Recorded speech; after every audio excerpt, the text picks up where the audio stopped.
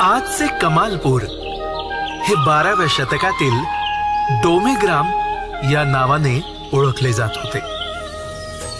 महानुभाव संप्रदायातील लीळा चरित्र व स्थानपोथी या प्रमुख ग्रंथांचा आधार घेऊन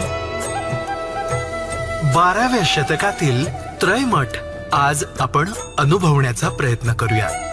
जीवांना घडवून मढवून योग्य करणाऱ्या अशा एकंदरीत 50 महत्वपूर्ण लीळा या ओट्यावर घडल्या आहेत.